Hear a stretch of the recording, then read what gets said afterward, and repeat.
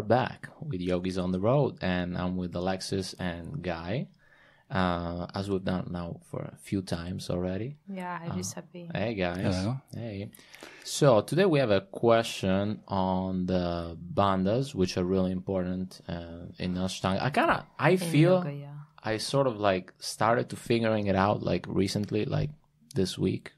So maybe you can Guy unfold a little bit on the Muula Bandha and yeah. Yeah. We had a question from one of the listeners about Muula Bandha. She was just very, as a female, asking, curious about the process of Muula Bandha.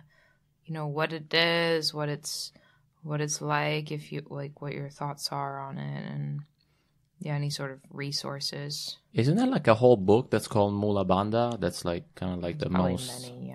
Yeah, there's a book called Muula Bandha, the Master Key. Oh yeah, exactly. By Cheda Buddhananda.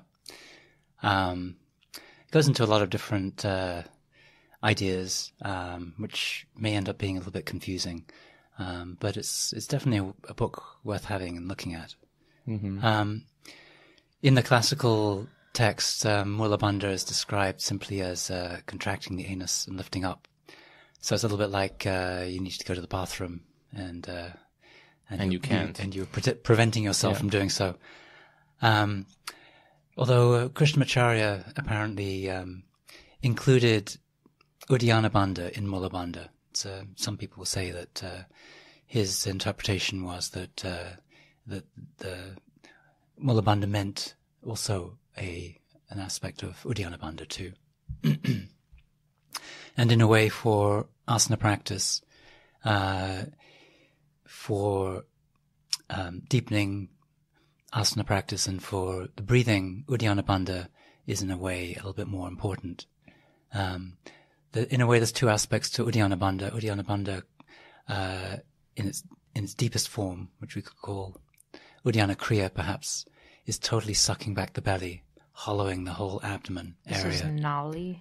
No, not Nali is a kind of a stage of that, you could say. If you completely exhale, empty the lungs totally, and then suck the belly, the navel back towards the spine, this is a very deep Uddiyana Bandha, which is used in pranayama practices. But when you're breathing, obviously you can't do that. So the contraction is just below the navel, 4 angulars below the navel. An angular is a way of measuring the body according to Ayurveda, which is 4 fingers breadths. So it's about 2 inches below the navel is the place of contraction for Uddiyana Bandha. And the effect of that is when you're sucking in the belly a little bit. So when you inhale, the diaphragm tries to move down into the belly, and if you had a relaxed belly, then the stomach would just distend, expand. And if you're holding the belly in a little bit, then what happens is that the expansion of the lungs, or the lungs then tend to expand the chest area, so the expansion is upwards and outwards. So it has the beneficial effect on breathing, so deepening the breath, because we typically only use about 30% of our lung capacity. So using Uddiyana Bandha helps to totally expand the lung capacity and open the chest, open the heart, breathe into the back, and so on. And Muula Bandha is just pulling up on the anal sphincter. Yeah, Muula Bandha is contracting the anus and lifting up. And this Does is it kind of influence each other, the two They do. Uddiyana and the... Yeah. When you practice Uddiyana Bandha, it will also draw up on Muula Bandha. The muscles are definitely connected. And Muula Bandha is more of an energetic. I mean, they're both energetic. Uddiyana means to fly up, so the effect of Uddiyana is to make the apana move upwards in the body. So prana is. There are many different ways of dividing the prana, but there's 2 principal divisions to prana and apana. Prana is in the upper part of the body, and apana is in the lower part of the body. Apana governs elimination from the body, as well as menstruation, giving birth. It's a downward action in the body. And when you inhale, the diaphragm pushes down on the internal organs and has a downward effect. In fact, almost all yogic texts say that the inhale is prana, which I believe is actually incorrect. And if you just think about it physiologically, as you inhale, what happens is the diaphragm pushes down on the abdomen and moves the energy downwards. And then when you exhale, the energy is moving up, the breath is moving up and out of the body. And all the yogic practices associated with meditation are based on exhale.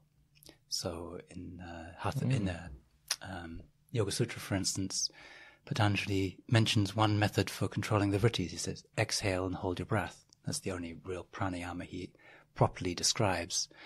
For instance, Nadi Shodhana pranayama, or the pranayama rhythms which are described in the ancient texts are inhale for 1 count, hold for 4 counts, exhale for 2 counts. The emphasis is on the exhale. Yeah. So if the emphasis was on the apana, that doesn't really seem right at all.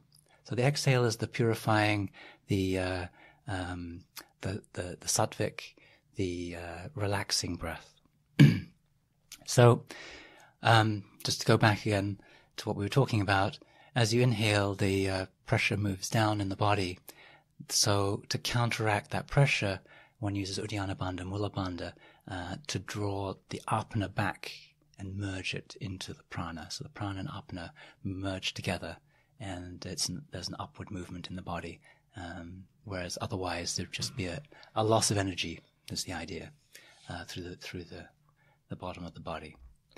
So how is it that, for example, like when you try to do something like, you're trying to do handstand and then you go like, hold your bandha. So is that like, because, I don't know, your body's tighter, or you increase your energy level so it helps you to do certain things? Or? Well, the other effect of Uddiyana Bandha is it supports the spine. It supports the lumbar spine. So when your body's totally straight, you need to use those muscles of the abdomen, which wrap all the way around, attached to the back of the spine, attached in the center to the linea alba, which is a central piece of fascia. So basically, when you do Uddiyana Bandha, you create a corset, you create a belt or a binding around the lumbar spine, which makes the spine strong. So you don't want to be wiggling around when you're doing a handstand or a headstand. In fact, in many poses, like Chaturanga, is impossible without using Uddiyana Bandha, and many postures. And one of the things Pattabhi Jois used to say is that, also for strength and for if you are lifting your body, it helps to prevent hernia. Okay. So the Uddiyana Bandha is very beneficial, and it's there's a weakness in the abdominal muscles which comes from sitting in chairs, from our sedentary lifestyle, from overeating, and we have an epidemic of back pain on which in the US they spend $90 billion a year on back care. $90 billion. $90 billion. And the net result of all that care is a 0% improvement. Yeah. So some surgery improves the pain, and some makes it worse, and most of it just has no effect whatsoever. So Uddiyana Bandha would be a much more effective way of protecting ourselves. And if you, as in the East, if you sit on the floor, then of course you have to support your spine so those muscles stay toned. Oh, yeah. Whereas if you slouch in a chair, the abdominal muscles get totally weak. Because is it true, for example, for your back that your back actually is relaxing when you're staying straight, and then it's activating the muscles when you like hunch? When you bend forward? Yeah, when you bend forward. So like the more you activate, the more you like contract them, and then the more you tend to be like concave like that. Yeah, I think it's a bit more complex than that. Don't forget there are muscles which are running along the back of the spine, which are typically quite strong. And there are these muscles we're talking about which wrap around. In fact, they're not really up against the spine. They wrap around the whole, all the abdominal organs. And so, yoga practices are not that effective if you're full of food. But if you're empty, then you can really suck that in and then create this supporting strength in the front using abdominal muscles to support the spine. Are there like some asanas where it's like I find there, like, when you do, for instance, like the sun salutation, it's easier to like be in control of like the bandhas, and maybe some other asanas is a little bit harder. Is there like such a thing? Like, no, there's some poses you definitely have to relax the bandha, and some poses where it's more obvious. For instance, in downward dog position, the stomach totally hollows, and you feel that quite deeply.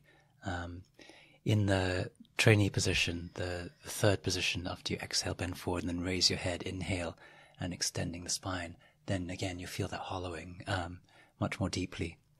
But there's certain positions, obviously, where in back bending, you have to relax it a little bit. It's not going to work so well. I mean, you still need to use some of those muscles to extend the spine, but it's not so intense or so deep. How about like forward bending? As Muula Bandha, that's where I would use it. Because Muula Bandha, when I use it, it causes the energy to move up my spine, which makes my spine elongate. And so then to do like a Paschimottanasana, then I try to lengthen my spine. And the Muula Bandha assists in that. First of all, there are different anatomical types, and it depends a little bit on the way your pelvis is positioned. So some people have a forward tilt on the pelvis, and some people have a backwards tilt on the pelvis. Some people are natural back benders, and some people are natural forward benders. And there are also, in a way, at least two ways, and probably more ways to bend forward. One is if you're very flexible and your pelvis tilts forward naturally, to have quite a flat back and extend forward and lay your whole belly and chest on your legs. For other people, that's totally impossible. The back has to be rounded. The pelvis is turning the opposite direction. And if you look at the old pictures of Krishnamacharya and even Pattabhi Jois doing asanas, the back is always rounded. The chin is going towards the chest. The forehead goes towards the knee. Mm-hmm. There's none of this flat back, chin to the shin, gazing at the toes. That was never part of the ancient practices. And I don't know if it's BKS Iyengar who really sort of introduced those ideas that people started copying. Oh, okay. It may have come from somewhere else, I don't know.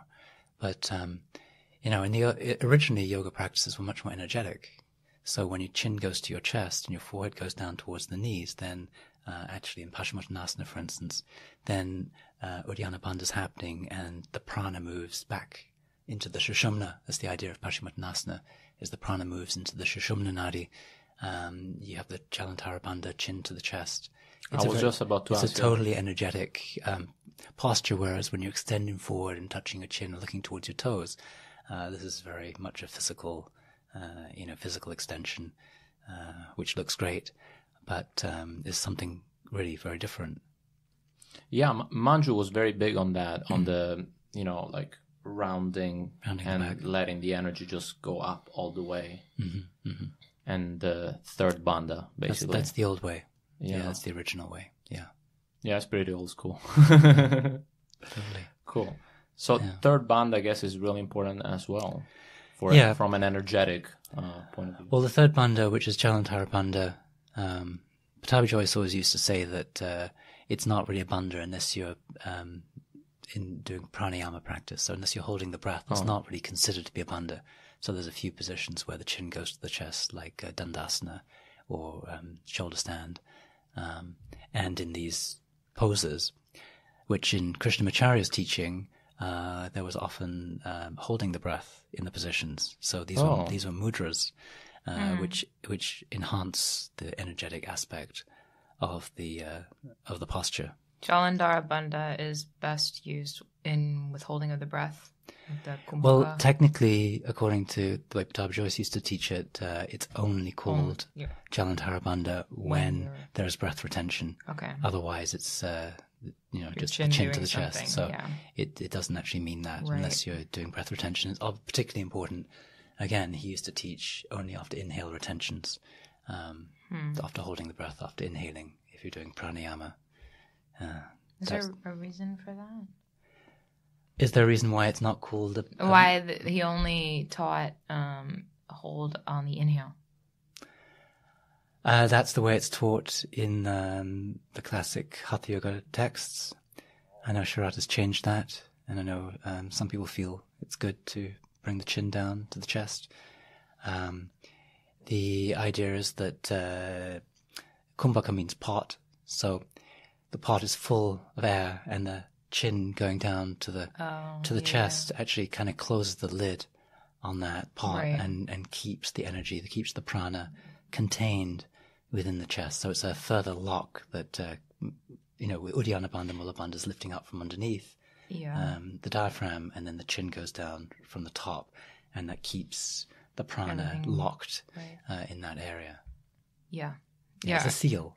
Yeah. I mean, I think the other hold is called a rechaka kumbhaka. Like there's another name for it when you're holding on the exhale. Yeah. But I was just curious why that doesn't happen, or why that's not done. Yeah, on the rechaka kumbhaka, the Uddiyana Bandha is really emphasized because the lungs being completely empty, then the stomach can get sucked way, way in and totally hollowing the abdomen. Yeah. I mean, Uddiyana Bandha is used on the inhale retention as well, but it's much deeper on the exhale retention. Yeah. So in asana practice, Uddiyana Bandha is more effective in helping the strength and depth of the posture, whereas Mula Bandha is actually more an energetic practice, and it's definitely would have been emphasized in the ancient practices. One of the features of Mula Bandha practice is pratyahara. It stimulates introversion of the sense organs. And particularly when you're sitting, doing pranayama or meditation, but also in asana practice, it starts to bring your awareness inside and raising the energy up in the body. Interesting. So basically, yeah. So I don't know. It's interesting to see how the old school practitioners, like Krishnamacharya, it was all about energy, really. Yeah. Much more than being super flexible or doing whatever physical treats. It's all a matter of energy control of yourself. He always included pranayama, meditation. It was a very integral practice. Mudras. It was very different. Yeah. Wow. Did you ever meet, or maybe his son? No. He died before I started practicing. He died in 1988. Damn. That's when I was born. Wow. The thing is, he's you. Krishnamacharya, Pattabhi Jois studied with Krishnamacharya when he was a kid, and it seems to be that this very energetic movement system, vinyasa system, was something he taught to the young boys, and Iyengar was there at the same time, although his practices are quite different, but they still have that very a lot of physicality. And so kids need sort of discipline and exercise. And then when Krishnamacharya, I guess he developed his practices later, but maybe he was already teaching in a much more therapeutic way.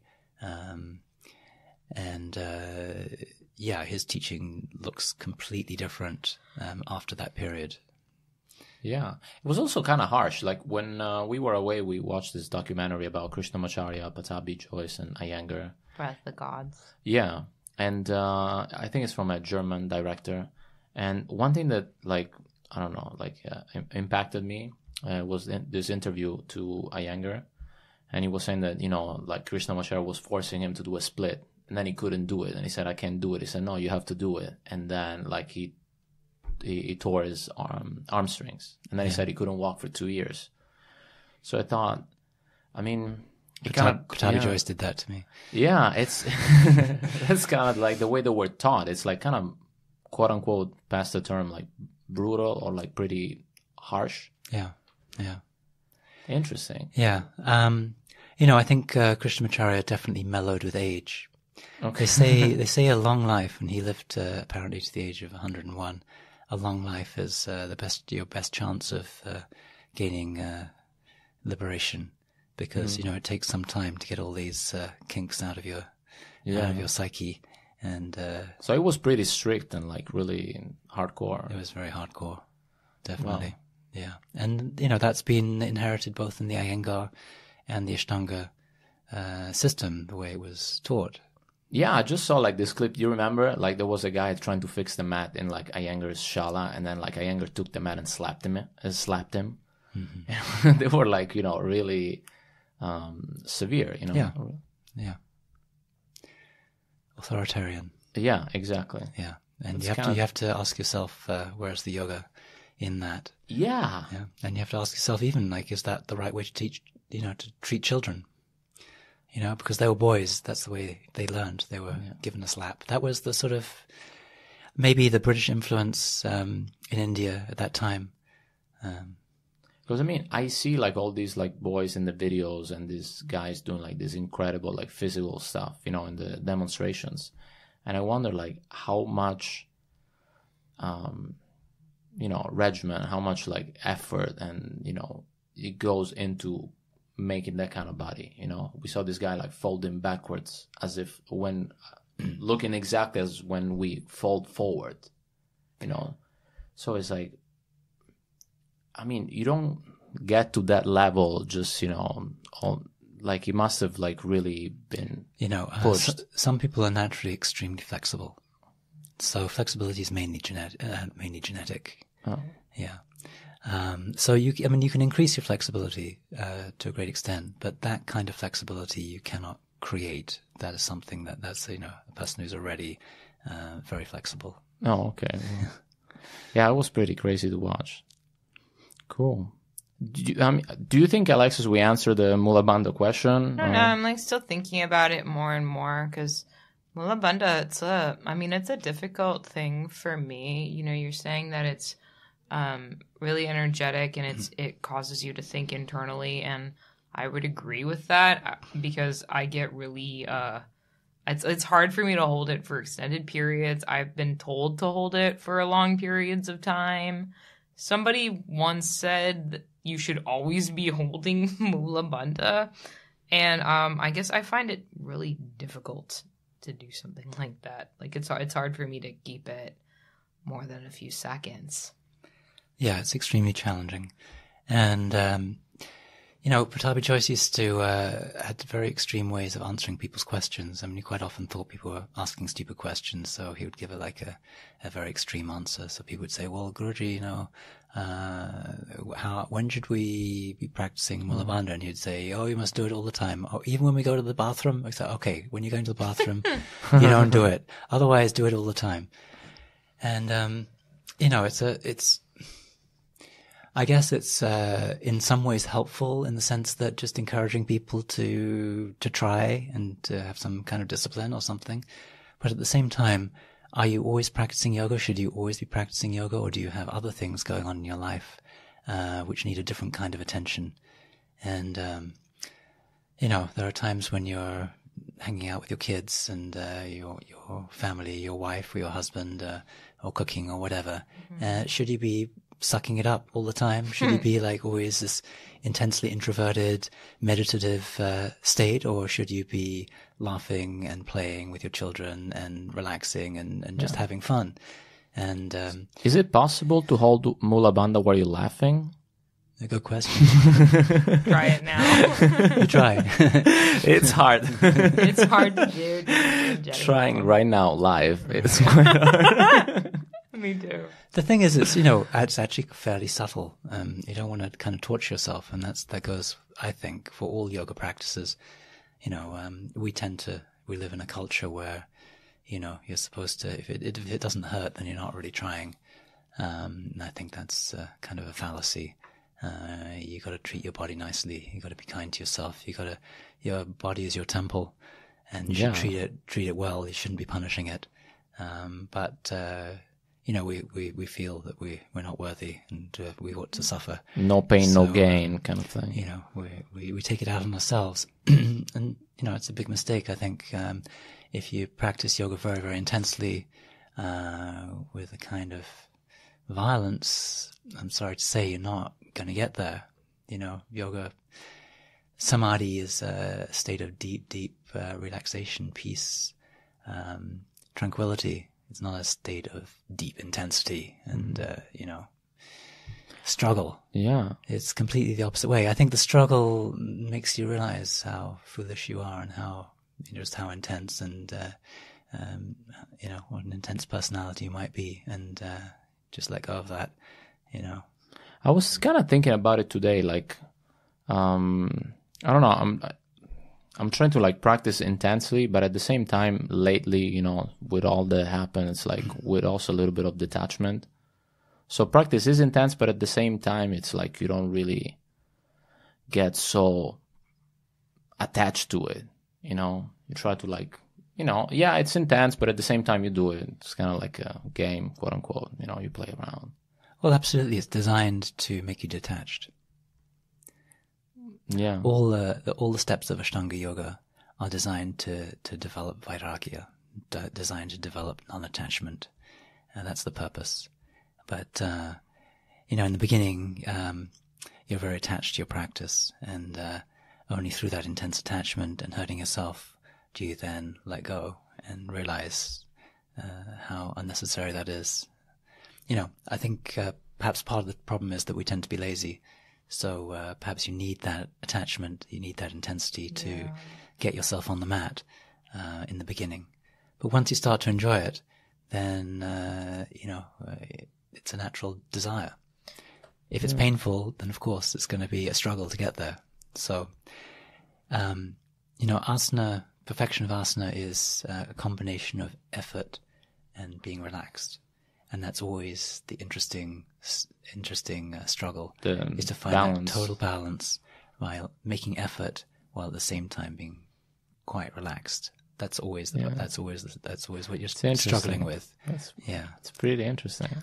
I think about the bandhas too in regards to that, and I think that there's, when we use our muscles a lot to tense up, that's kind of like the gym equivalent of yoga asana, because the muscles will create tension, but actually what we're trying to do, like the bandhas in the old school world with Krishnamacharya,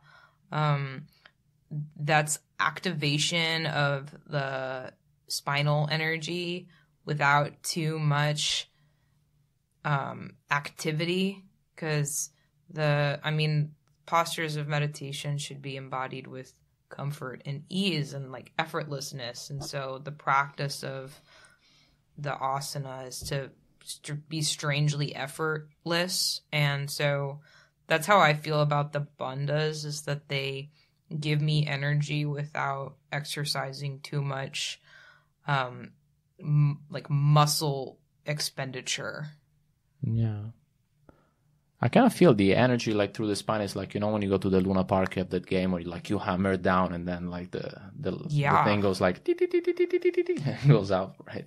It's kind of like that. In Muula Bandha, the master key, I remember they said that activating the Muula Bandha might cause a kundalini rising, which is where the energy goes up the spine. And like as a clinician, I can see those as like schizophrenic episodes. And I think that might be what you're describing when you like hit the bottom and it goes up to the top. Yeah. That some people can get like really charged. Well, that is actually the purpose. The question is the channel really open and clean? Yeah. Or are there a lot of issues that need to be resolved first before that energy is taken up? I also question, in general, I think unless you're doing very intense practices, you're not going to experience that. But through sort of inappropriate pranayamas and intense physical practices, I think it's possible to cause yourself some psychological problems if you're not properly prepared. Yeah. And actually, I think just by saying that if you're using these very intense practices, it indicates that you're not very prepared. These things are subtle. It should be subtle. Yeah. Another thing that we haven't really touched on yet, and which I think is significant but also quite controversial, is the use of the bandhas for men and women, or the use of asanas for men and women. And people have often said or questioned why, why was yoga taught to men and not to women? And, in the yoga philosophy or the Ayurvedic philosophy or just the general Hindu philosophy, very often you talk about the woman as being Prakriti and the man being Purusha. And Prakriti is the physical, the material element. And, women being Prakriti indicates that, something about the connection with fertility and the ability to reproduce, something that men don't do. A woman's body is very much connected with nature. And every month they go through a cycle, which again is very much connected with nature.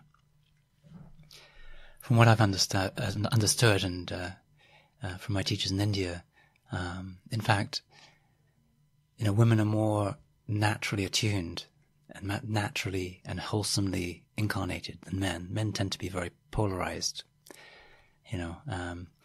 from the mind to the body. Forget about the heart, pretty much, the thing in the middle. Whereas women are naturally and wholesomely embodied in life. So men actually, I think, needed these practices much more to get to that's an interesting take. To get to a wholesome condition. Whereas women also naturally, through menstruation, have the ability to eliminate toxicity from their minds and their bodies on a monthly basis. This is something I've understood through Ayurveda and yoga teachings.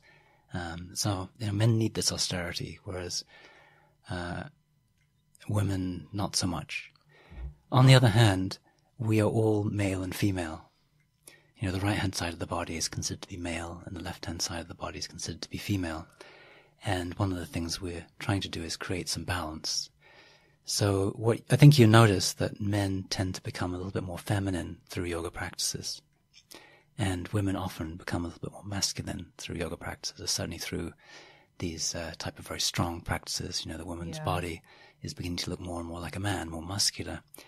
And these yoga practices are said to burn the fat in the body. So when women's bodies become lean, as men's as well, so we become kind of thin and lose the natural fat in the body. The women's bodies, not all women's obviously, but typically have more fat content than men. So a woman's body moves more towards a male, and through very intense practices, they often lose the menstruation. Wow. So you have to really question how appropriate these practices are for women, and whether perhaps they should be done more gently, more softly. Like what level of intensity could be more appropriate? Yeah. Do you have ideas or opinions on how intense Muula Bandha might affect a woman differently than a man? Well, yes. I mean, we're just talking about menstruation, for instance, which is a downward flow in the body. And, women are advised not to even practice during menstruation. And as we said before, women quite often lose their menstrual cycle as a result of intense practice, which naturally, the one thing about the Bandha is the more you do these practices, the more the Bandha comes naturally. Mm-hmm. The actual postures and practices actually stimulate Muula Bandha by themselves. So you can't help but do it. So definitely for women, it's advisable to have Muula Bandha be more gentle and more subtle, and perhaps even to let it go completely. It's not for me to say, what kind of body or what kind of condition a woman should have.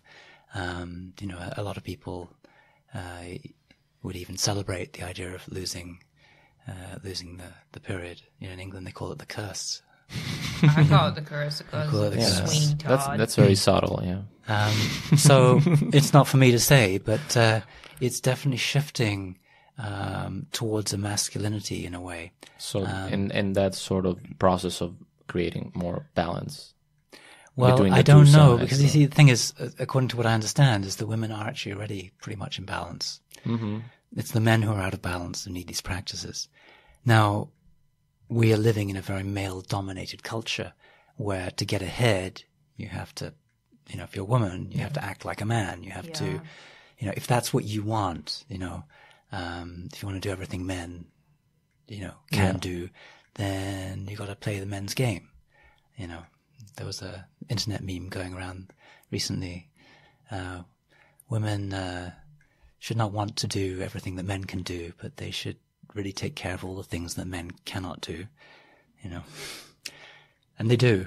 That's the thing. So, again, it's not for me to say what people should or shouldn't do, but I think it's worth, it's a conversation worth, having about, and observing that, these practices were designed for men. Why men needed them. Did women need them? Do women need them? If maybe you want to live in this male-dominated society, according to that paradigm, then maybe they're useful.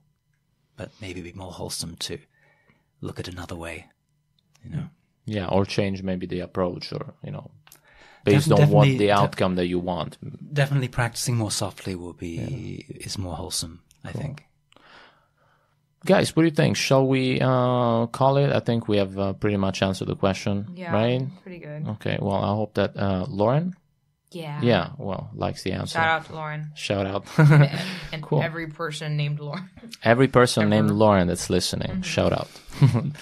All right, well, thanks, guys. Let's do a quick break, and then we come back with the much-anticipated Brahmacharya and finishing the Yama talk. All right, thanks, guys. See you in a few.